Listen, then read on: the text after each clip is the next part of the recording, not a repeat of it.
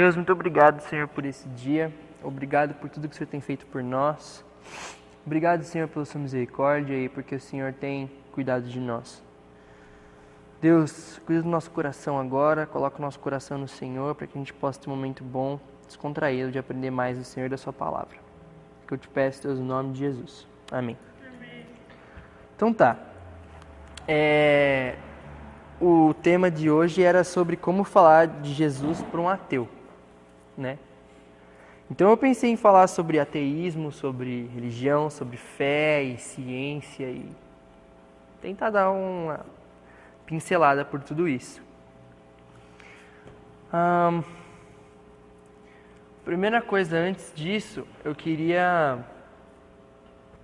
passar uns livros que são livros bons sobre isso.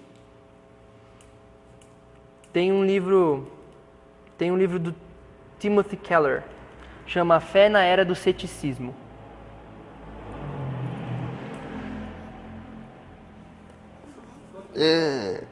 Eu vou passar depois os nomes todos bonitinhos, vou passar vídeos também, tem vídeos muito bons aqui. Vai falar sobre fé nessa época que todo mundo está desacreditando de tudo, né? Quando a gente vai falar de Jesus para um ateu, a gente com certeza está falando sobre apologética. Apologética, para quem não sabe, é a defesa da fé. Os caras que se envolvem em debates por aí,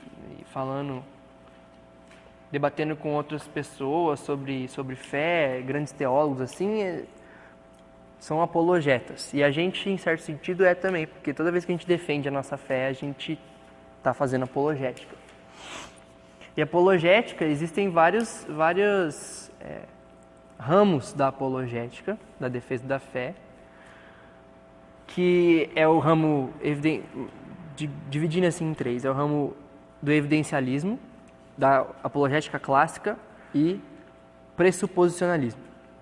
Nossa, quanto nome difícil, né? Mas beleza, a gente vai entender o que tem a ver. Antes de mais nada, eu queria falar que ateísmo não existe. Não existe ateísmo. Não existe ateísmo. Porque o que significa a palavra ateu? O que significa? Alguém sabe? Ateu. Então é sem Deus. De onde você tirou o acredita? Sem Deus. Entendeu? Então, tipo, ateu. Sem Deus. Ele vive a vida sem Deus. Mas isso não existe. Por quê? Vou te mostrar por quê. Filipenses 3, 19. Quem puder abrir aí.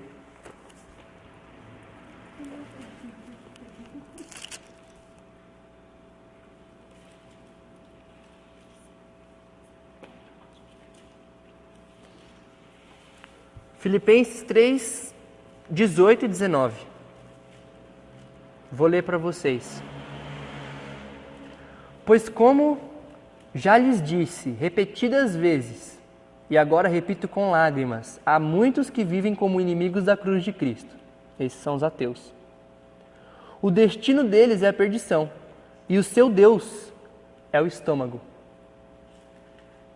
E eles têm orgulho do que é vergonhoso, só pensam nas coisas terrenas. O seu Deus é o estômago. Como é que o ateu vem e me diz que ele é ateu? Sem Deus. Ele não é sem Deus. Ele simplesmente não quer acreditar que existe um Deus, mas ele tem um Deus. Ele mesmo. Entendeu? Então, primeira coisa, ateísmo não existe. Ateísmo não existe. Estou fazendo uma jogada com as palavras, mas é impossível você dizer eu vivo sem Deus.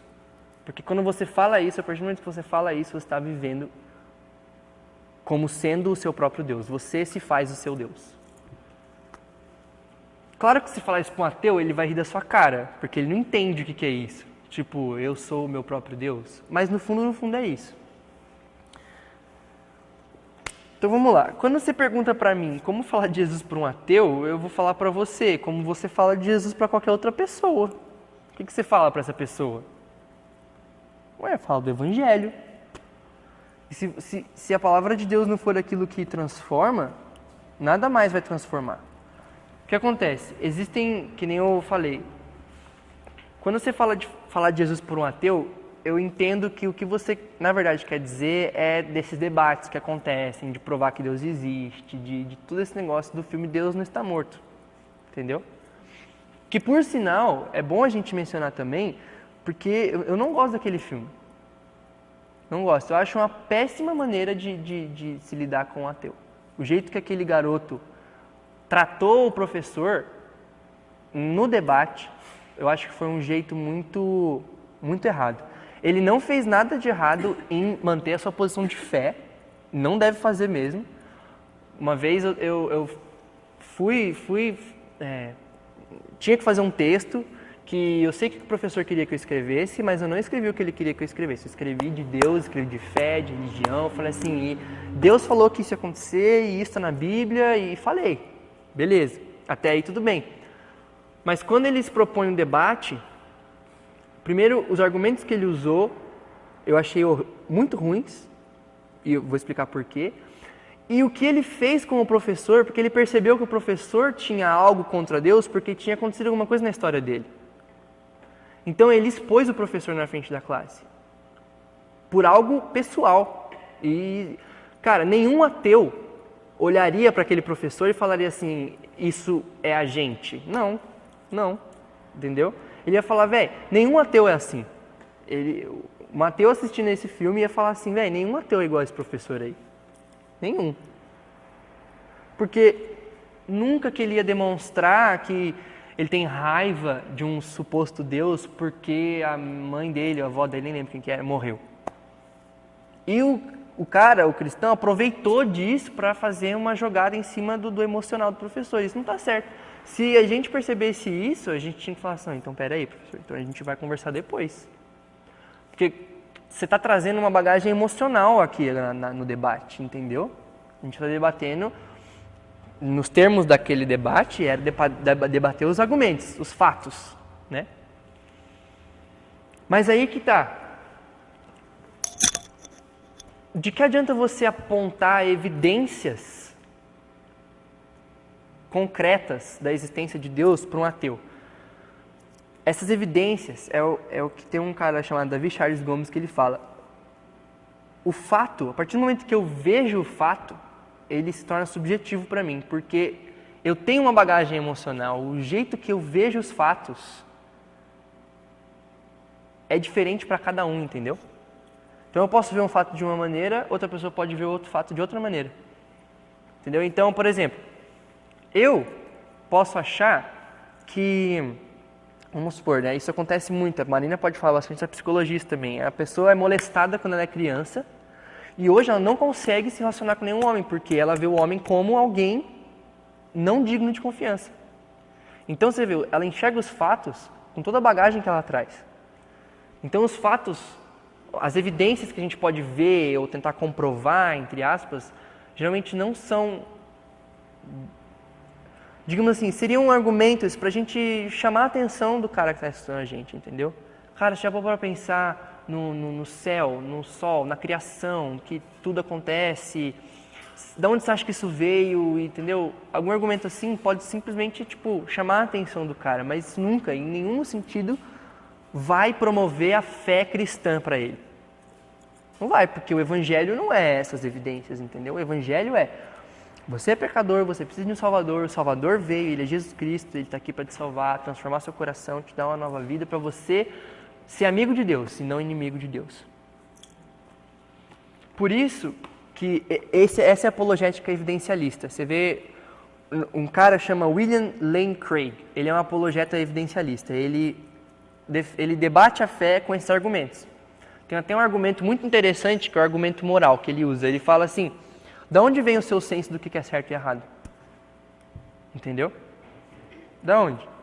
Porque se não existe um Deus, se não existe um padrão absoluto de verdade, por que eu vou fazer o que a lei está mandando ser certo? Não, eu vou fazer o que eu quiser. E ninguém vai falar que eu estou errado. Se não existe um padrão absoluto de verdade, que no caso seria Deus. Então, o fato de você promover leis, promover coisas que aos nossos olhos são certas, isso remete a um senso de uma certa moralidade que está inerente a nós, entendeu? Bem lá dentro, assim. Só que o William Lane Craig fica no que esse sentimento moral mostra para fora, na evidência disso, entendeu? Você acha isso errado, você acha isso certo. O que o apologeta pressuposicionalista, que é o que eu acho mais correto, faz? Ele trabalha no seu pressuposto. Alguém sabe o que é pressuposto? É algo que você supõe, pressupõe, supõe antes de fazer algo. É algo que vem antes de tudo, que está lá no seu ser, lá dentro de você. Por exemplo, quando você faz um plano, amanhã eu vou fazer tal coisa. Você está pressupondo que amanhã você vai estar vivo. Entendeu? E se você não estiver vivo? Entendeu? Os nossos pressupostos formam a nossa cosmovisão. Só estou com um termo difícil aqui, porque é para vocês aprenderem mesmo. O que tá? Quantos minutos? Tá na metade da bateria? Não, metade da gravação, depois vai parar. Tá bom. O que é uma cosmovisão?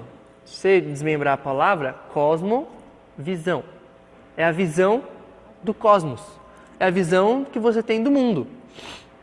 Como você enxerga o mundo. E os seus pressupostos, aquilo que você acredita inerente a si mesmo, aquilo que seu pai te ensinou, que sua mãe te ensinou, que você aprendeu da sociedade, isso molda como você vê as coisas. Por isso, quando você vê alguém matando ou comendo outra pessoa, você fala, isso é horrível. Mas lá, é normal. A cosmovisão dele está errada. E o que a gente tem que entender é que existe uma cosmovisão que a Bíblia traz para nós. Ou seja, a Bíblia molda os nossos pressupostos. A Bíblia dá aquilo que a gente tem que pressupor. Entendeu? Porque senão eu fico nos meus achismos. Eu acho isso, eu acho aquilo. Por que você acha isso? Ué, porque eu sempre aprendi assim. Não é assim. Por que eu acho isso? Porque está aqui. Entendeu? E o que acontece? O ateu, ele não tem isso. Ele não tem o senso desse algo sólido, absoluto, entendeu? O senso que ele tem é do que ele quer. O Deus dele é o próprio estômago. Quando você vai falar com um ateu de Jesus, de novo, é a palavra que você tem que levar. Só que o apologeta pressuposicional, que é quando você vai falar de Jesus para pegar no pressuposto da pessoa, o que você vai tentar fazer? Você vai tentar mostrar para essa pessoa que dentro dela existe algo comum a todo ser humano, que a palavra deixou claro que existe, que foi o que a gente conversou semana passada no Connection, daquele senso da eternidade, entendeu? Que todo ser humano tem. Por que existem tantas religiões aí? Porque o homem está tentando achar Deus, mas ele está cego, está preso no próprio pecado, entendeu? Eclesiastes 3:11, eu acho, se eu não me engano. Então, quando você vai falar de Jesus para alguém, o cara vai desacreditar do que você vai falar. Mas tudo bem, não é a sua função convencer ele. Quem é que convence do pecado, da justiça, do juízo? O Espírito Santo. Se você não pregar a palavra de Deus, o Espírito Santo não vai poder fazer o trabalho dele. Por quê? O Espírito Santo ele trabalha na palavra, certo? Ele trabalha através do Evangelho. Quando a palavra cai no coração, ele dá vida, ele regenera, ele transforma. Então, se você não pregar a palavra de Deus, o cara para quem você está pregando não vai ter oportunidade de ter um coração transformado. Quer ver? Isso tá em Lucas. Quer ver? É Lucas, capítulo 16.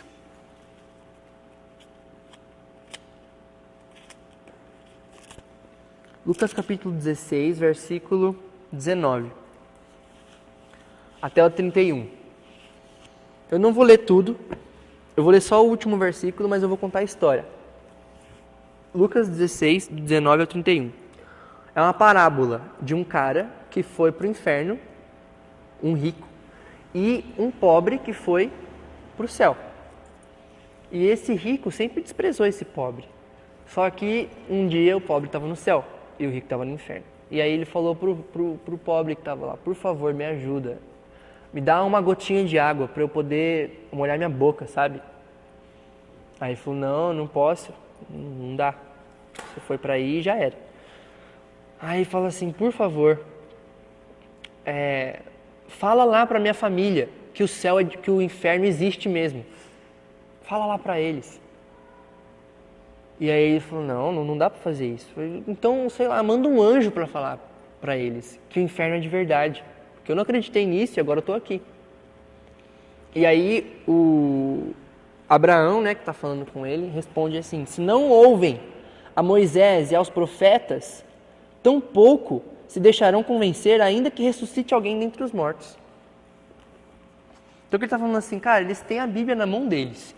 Se eles leem a Bíblia e não creem em Jesus Cristo, nem que levantar alguém da tumba falando que Deus existe, esse cara não vai acreditar. Então, um ateu, ele tem um coração duro, igual nós, antes de Cristo. Um coração duro, um coração voltado para si mesmo. Deus deles é o estômago. Não adianta a gente tentar provar que Deus existe com os sinais. Cara, Deus poderia aparecer no céu e falar assim, meus queridos, eu sou de verdade e eu existo. Pouco tempo depois, os ateus iam estar debatendo a possibilidade disso ter sido uma alucinação que todo mundo teve ao mesmo tempo. Entendeu? Por quê? Porque eles não acreditam. Entendeu? O coração deles é duro. Tá ligado? Eles iam imaginar assim, não é possível. Todo mundo alucinou ao mesmo tempo, foi algo extraordinário. Não, isso não é comum. Deus não existe não, isso aí foi coisa da nossa cabeça. Entendeu? Por isso que ele fala, se eles não crerem através da Bíblia, da palavra, eles não vão crer através dos sinais, das evidências. Claro que as evidências podem chamar a atenção deles para alguma coisa, mas isso não é o que converte. Então, ao falar de Jesus para um ateu, não tenta se basear nas evidências externas que existe da existência de Deus, mas faça isso para conseguir chegar nele, naquele ponto que a gente lê lá, que ele sabe que Deus existe, que ele tem uma necessidade de encontrar um Deus. Que o fato de ele estar rejeitando a Deus prova simplesmente que Deus realmente existe, porque a Bíblia fala que tendo conhecido a Deus, rejeitaram a Deus e se voltaram para os seus próprios pecados, que é o que está lá em Romanos 1, que a gente aprendeu semana passada. A maior prova disso, eu acho que é quando Jesus veio à Terra, né? Porque o próprio Deus estava na Terra, o povo dele, que conhecia a lei dele, mesmo conhecendo a lei, rejeitou ele. Rejeitou e crucificou. A maneira mais clara de Jesus se mostrar, além de ele vindo à Terra e curando os enfermos, fazendo todos aqueles sinais e prodígio isso, e ninguém crendo. Não existe revelação maior do que o próprio Deus. Exatamente. Então, você vê, o que a gente tem que entender é que a gente não é responsável por convencer o ateu de que Deus existe. A gente não consegue fazer isso. Quem consegue fazer isso é o Espírito Santo de Deus. Ele consegue fazer isso através do Evangelho. E para transmitir o Evangelho para um ateu que não acredita no Evangelho, a gente pode pegar nos pontos que a gente sabe que tem uma certa dúvida, que tem um certo ponto de contato. É o que os filósofos chamam do ponto de transcendência e da alavanca de Arquimedes. O que é isso? Imagina uma gangorra, assim, mais ou menos uma gangorra. O que o Arquimedes falou? O Arquimedes falou assim, me dê uma alavanca e eu moverei o mundo. Porque ele tinha descoberto aquele princípio de se você coloca um apoio aqui, coloca um pedaço de pau grande assim, você quer mover um negócio para frente, aqui em cima você faz assim e o negócio move. Entendeu? Tipo assim, tem um apoio aqui, tem um negócio aqui, mó pesado para mexer. Aí ele põe o apoio aqui e aqui ele puxa. Aí ele mexe o negócio. Só que o que ele descobriu? Que ele conseguia mexer coisas que sozinho ele não conseguia empurrar, mas essa alavanca conseguia fazer o negócio mexer. Ele fazia menos força e o negócio mexia, entendeu? Então esse que é o princípio da alavanca. Então você tem um ponto de transcendência. É um ponto que aponta para fora de si, entendeu? Que são os pressupostos. Você vai quebrando o argumento do cara ou o pensamento do cara, você vai chegando naquilo que ele acredita. Você vai chegando naquilo que ele cresceu aprendendo, você vai chegando naquilo que ele acredita porque, sei lá, ele ouviu ou porque ele quer. Que nem o professor lá do filme do Deus Não Está Morto. Descobriram que ele tinha um problema com a avó dele. E era isso que estava... Esse era o pressuposto dele. Ele carregava em si um pressuposto de que Deus é horrível, porque ele deixou minha avó morrer. Mas não é esse o pressuposto que a Bíblia traz. Então existe um ponto de transcendência. É um ponto em que aquilo que você diz, aquilo que você pensa, aponta para fora de si. Que é onde você encontra os pressupostos da pessoa. Aquilo que ela acredita lá dentro. E a alavanca de Arquimedes é aquilo que a Bíblia diz. O que a Bíblia diz? A Bíblia diz que realmente todos os seres humanos têm o senso da eternidade, têm um anseio pela eternidade, têm no mínimo um conhecimento de Deus, que é o que a gente aprendeu em Romanos 1. Então você soma a necessidade do ateu de rejeitar a Deus com o conhecimento de que todos os seres humanos querem encontrar Deus de alguma forma, e aí você junta e você consegue fazer o cara, botar o cara para pensar, entendeu? Mostrar que o sistema que ele acredita, o sistema que ele tem não faz sentido. Entendeu? A pergunta é, e se tudo que eu estou falando for verdade? Porque se o que você fala que Deus não existe não for verdade, o máximo que eu ganhei por acreditar que Ele existe é viver uma vida muito boa, certinha, sem me envolver com nada ruim, sem me colocar a correr muitos riscos. Agora, se o que eu estou falando é verdade, Deus existe mesmo, aí você tá lascado, muito lascado. Então, cara, você mostra, você vê que o sistema deles é inconsistente. O sistema da palavra é o que persiste, entendeu? Por que ele rejeita a Deus? Por causa de Romanos 1. Porque tendo conhecido a Deus, lá dentro... Eu já falei isso para algumas pessoas que não acreditam em Deus. Eu falei assim, cara, por mais que você não acredite nisso, dentro de você existe algo que te diz que Deus existe. Se você parar para pensar um pouco, você sabe que isso é verdade. Se você parar para pensar um pouco, você sabe que Deus existe. Se você parar para pensar um pouco, você sabe que você está rejeitando a Deus porque você não quer aceitar o fato de que Ele existe, porque se Ele realmente existir, você está lascado. Não é verdade? Entendeu? Levar o cara a pensar. E quando a gente entra numa discussão, a gente tem que entender o seguinte. 1 Pedro 3, se eu não me engano. Abre aí, 1 Pedro. 1 Pedro 3,15. Antes, santifiquem Cristo como Senhor em seu coração. Estejam sempre preparados para responder a qualquer pessoa que lhes pedir a razão da esperança que há em vocês. Então olha o que está acontecendo. Ele está falando, estejam sempre prontos e preparados para responder a qualquer pessoa que lhes pedir a razão da esperança que há em vocês. Então o que vai acontecer? Muitos vão chegar para você assim, o que é esse negócio? O que é esse Deus aí que você não acredita? O que você acredita? Que eu não acredito. Por exemplo, um ateu chega para conversar com você. O que você tem que entender é que você não tem um problema. Quem tem um problema é o ateu. Você tem uma esperança. Você tem uma esperança viva. Entendeu? Você tem uma razão de estar alegre. O problema não está com você. Muitas vezes o cristão ele se perde porque quando o ateu chega, esse Deus aí que você fala aí. E o cristão se sente na responsabilidade, nossa, agora tem que provar que Deus existe. Não. Cara, deixa eu perguntar para você. E o seu Deus que não existe? Da onde você baseia a sua vida? Entendeu? Você joga a conversa para o outro lado. Porque quem precisa provar alguma coisa, quem está com algum problema não é você. Você está com Deus, cara. Quem está com um problema é o ateu e ele precisa de Deus. Entendeu? Por isso, a partir do momento que você deixa, digamos assim, o cara querer pedir alguma coisa de você ou falar assim, não, agora explica esse Deus aí, nada a ver esse Deus que não sei o quê. Você fala, tudo bem. Se você não acredita, meu Deus, ele é de verdade. Entendeu? Ele existe. E não é assim, ele existe porque eu acredito e porque tem um monte de gente que acredita. Ele existe porque ele existe, ponto final. A gente nunca foi instruído a passar a verdade da palavra de Deus como algo que, eu acredito nisso, outro acredita nisso, mas tem várias verdades. Não, a Bíblia fala, Jesus Cristo é a verdade. E quando a gente fala que ele é a verdade, é porque não existe outra. Ele é a verdade absoluta, tá ligado? Não tem outra. E muitos cristãos têm se envergonhado na frente de ateus por terem tratado a verdade da palavra de Deus como algo, uma das verdades. Ou como simplesmente, assim, eu acredito nisso, você acredita nisso, o que você acredita também vale, entendeu? Muitos cristãos têm se ferrado por causa disso. Porque eles não levam a verdade da palavra de Deus como a verdade absoluta.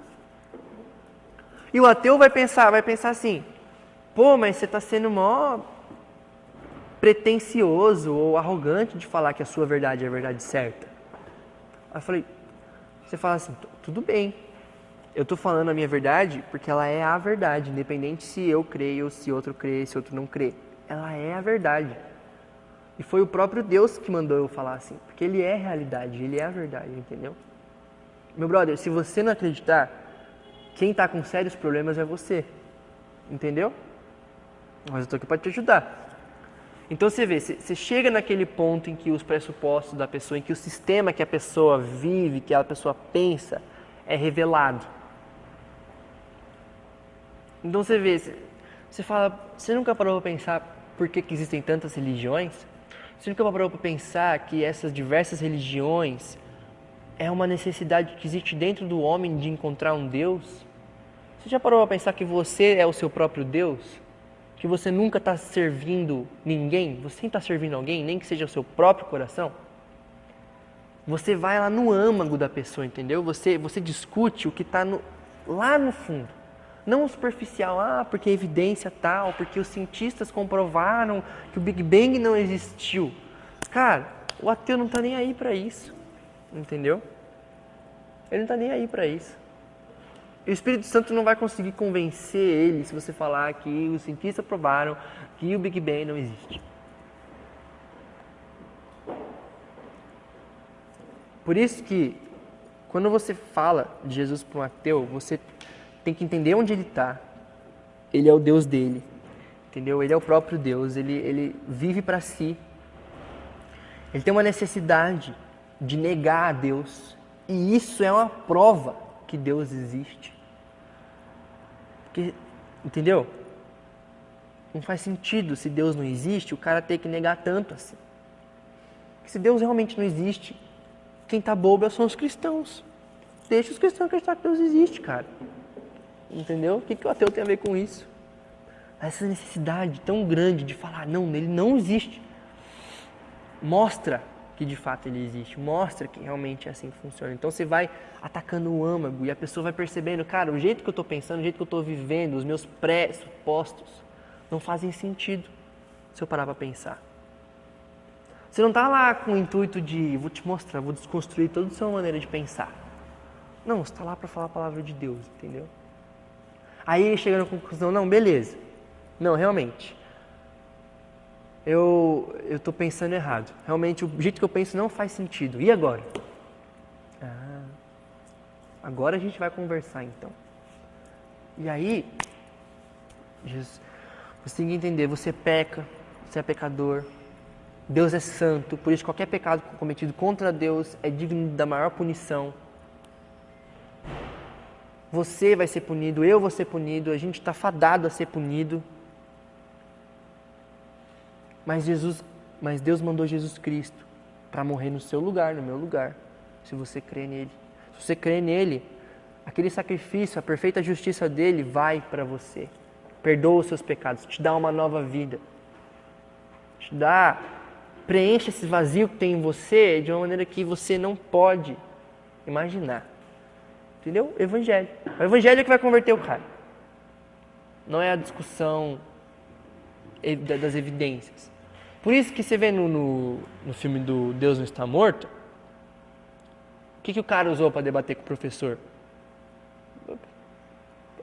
O Big Bang, ele falou lá da ciência. Entendeu?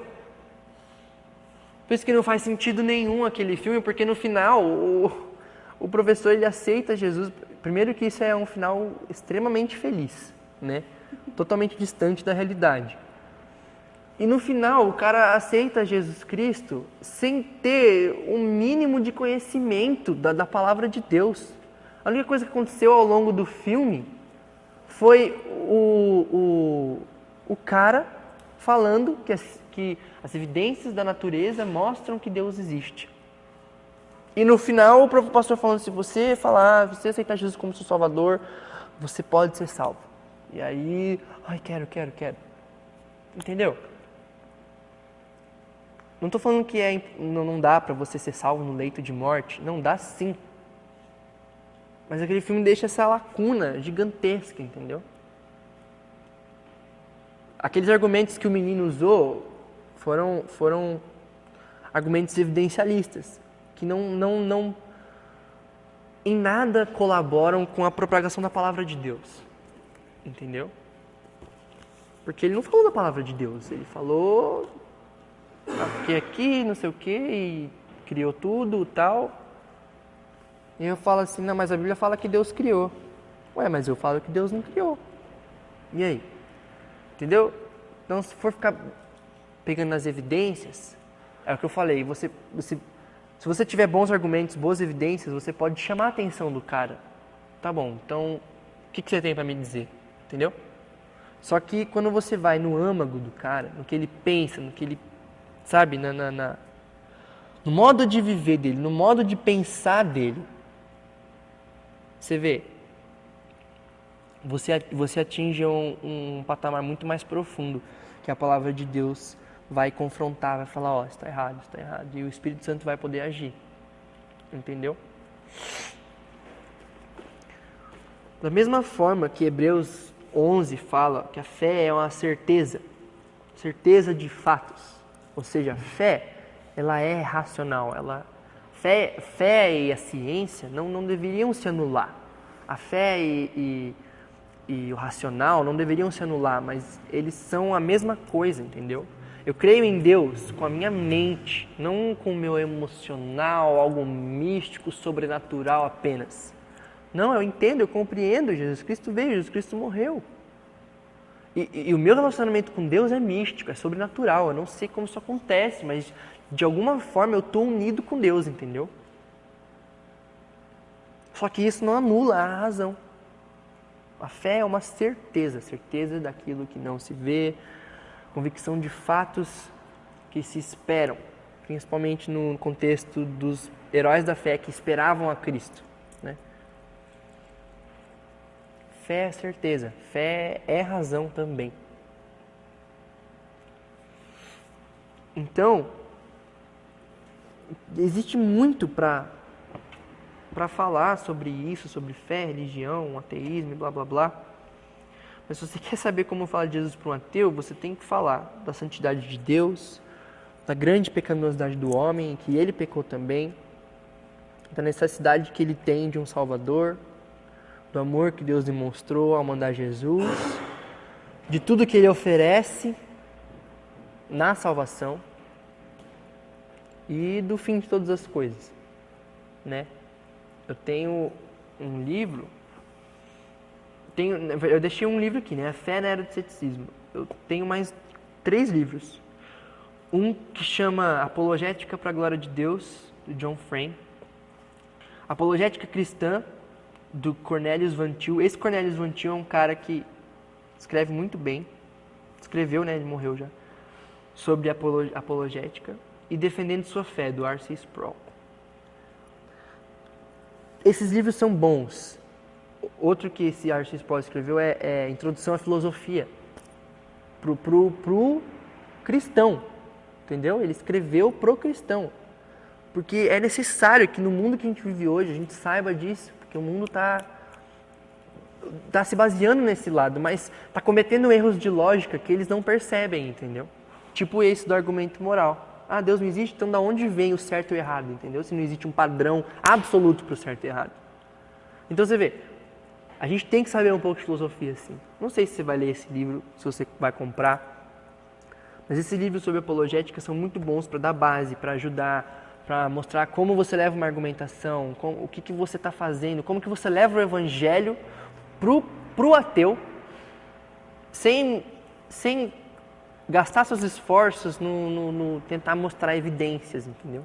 Como eu falo de Jesus para um cara que acredita que Deus não existe, sabendo que não sou eu que convenço ele, mas que é Deus, que é o Espírito Santo. Entendeu? Esses livros podem ajudar um pouco. E tem outros vídeos também que eu vou compartilhar na página do Connection sobre apologética, principalmente essa, pressuposicionalista, né? Que eu acredito que seja a apologética mais eficaz. Então, assim, para passar por cima, para dar uma pincelada sobre isso, é isso, né? E esteja preparado com o evangelho, sempre, sempre, porque é isso que salva.